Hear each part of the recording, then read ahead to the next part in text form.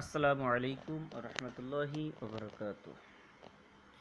Dear student of class 10 English version, welcome to online class by Greenfield School and College.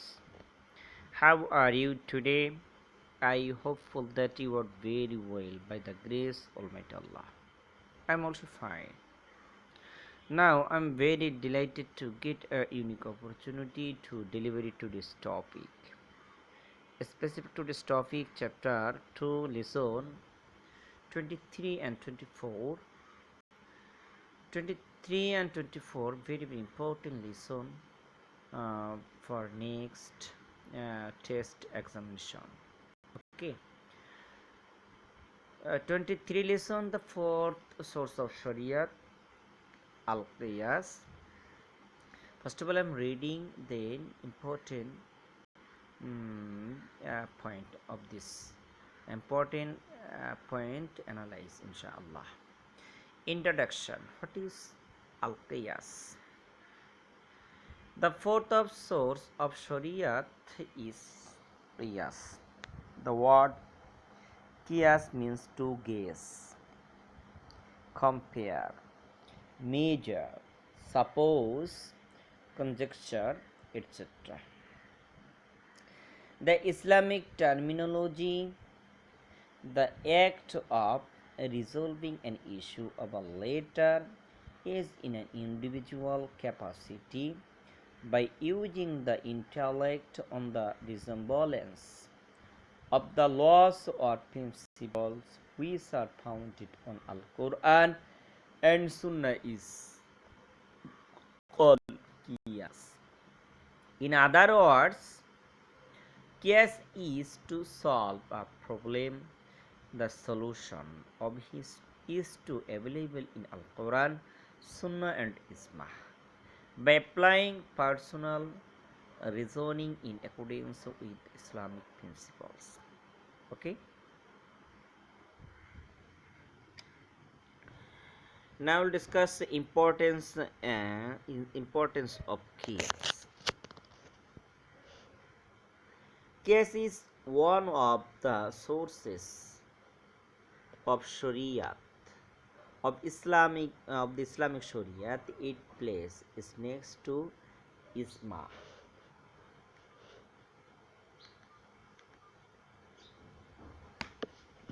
Its place is next to Ijma for the perfection of the Islamic Sharia. The importance of Qiyas is unlimited. Man's life and society are in constant change. New and newer civilization and cultures emerge in course of changes and evolutions.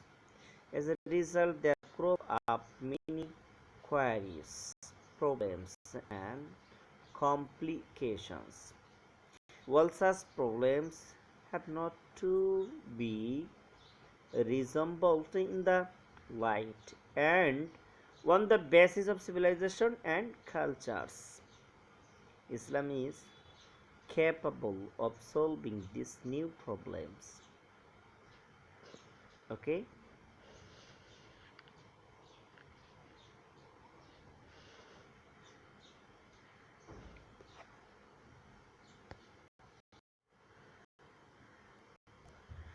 So for Islam is a dynamic code of life. It is a perfect and universal code of life, a complete direction for all men to come till the Qiyamah has been provided in it. The issues of Shariat have been presented in Al-Quran and the Hadith in such a manner. Okay.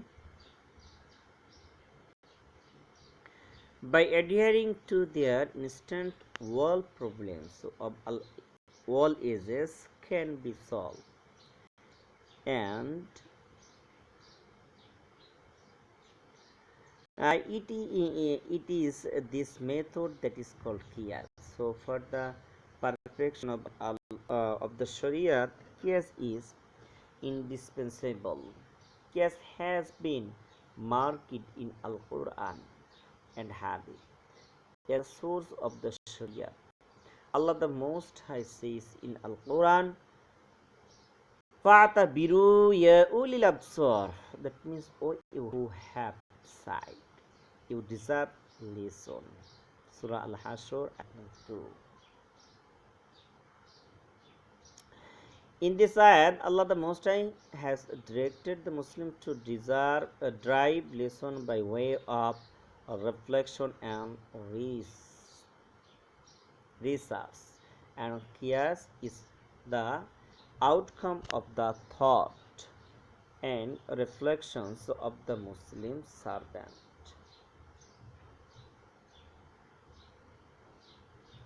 Qiyas is the last layer of Sharia. It is applicable only when there is no clear solution of a problem in Al Quran, Hadith, and Isma. Rasulullah sallallahu alaihi wasallam has encouraged his service about qiyas. For instance, while sending Hazrat Muaz ibn Jabal radiyallahu ta'ala anhu to Yemen as a judge, he asked him, when a problem will crop up, how will you solve it? Hazrat Muaz ibn Jabal radiyallahu ta'ala said in reply, we shall solve it according to the book of Allah. Rasulullah sallallahu alaihi wasallam asked again, what then if you do not find that? Here, Hazrat Muaz ibn Jabal said, according to the Sunnah of his Rasul Prophet Rasul again said, if you do not find it even there, then how? Hazrat Muaz ibn Jabal then said thus, and then I shall deliver the verdict by applying my intellect and conscience. One hearing his replies, Nabi Karim sallallahu alaihi wasallam said, "All praise are due to Allah, who had such replies given to the Prophet sallallahu alaihi wasallam by his deputy, as pleased his Rasul sallallahu alaihi wasallam." Case or private judgment and research has been encouraged by the ayat of Al-Quran and the hadith of Rasulullah sallallahu alaihi wasallam as mentioned above. So there is no doubt about qiyas being one of the sources of the Shariat. Okay. Principle of qiyas.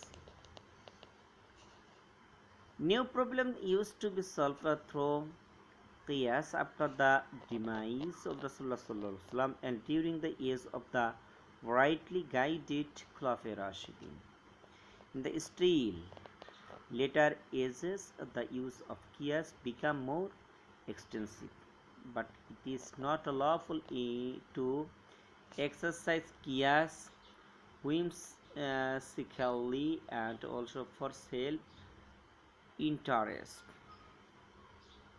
The Imams of Shariat have stipulated some principle for the exercise of qiyas. These are: qiyas cannot be applied to such matters as are clearly solved by Al-Quran, Hadith, and Isma. B. Qiyas must not be opposed to Al-Quran, Sunnah, and Isma. C. The method and laws of qiyas must remain within the bounds of human knowledge. D. It is outside the scope of qiyas to formulate any law opposed to the principles of jurisprudence that have been determined by Al-Quran and Isma. So, in fact, Qiyas is a scientific and logical source of the Islamic Sharia. Qiyas has rendered Islamic law dynamic and lent universality to it. It is now possible through Qiyas to offer necessary regulations and principles on the novel and non-conventional issues of current globalization. Okay, now we'll discuss shortly lesson 24, terminology concerning rules of Sharia.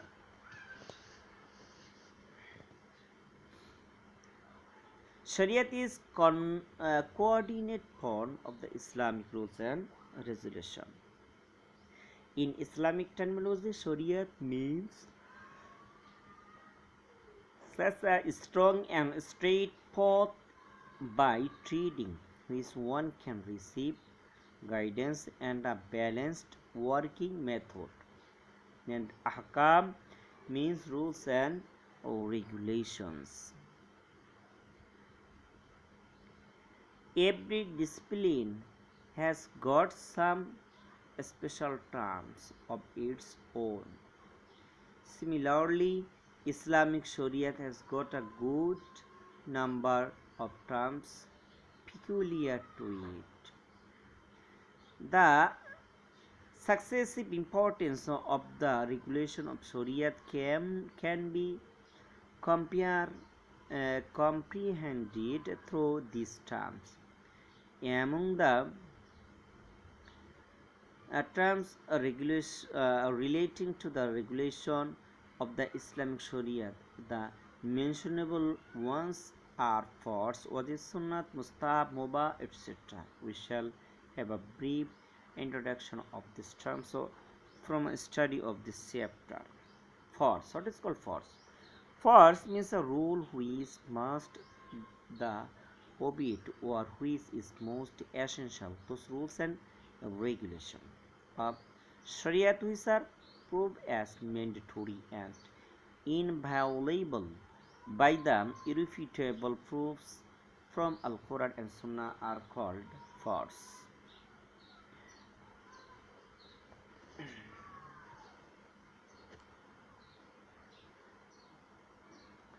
A farz cannot be violated in any situation. If farz is denied, Imam is lost, rather a rejecter of farz becomes a kafir. If these are not observed, major sins are committed. If the farz denied are not performed, the source of Sharia. Okay. Allah the Most Ya ayyuha rasulu kullu min at-tayyibati wa alamu salihah. O Prophet Sallallahu you eat from pure things and do good deeds. Halal and pure things that keep man's body and brain sound. They generate nur in the heart. As a result, man takes to hating unjust and dishonest conduct. Man grows up with noble qualities.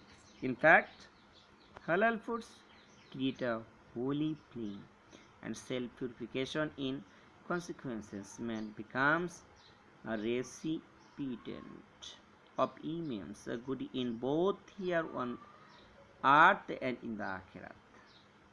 Okay,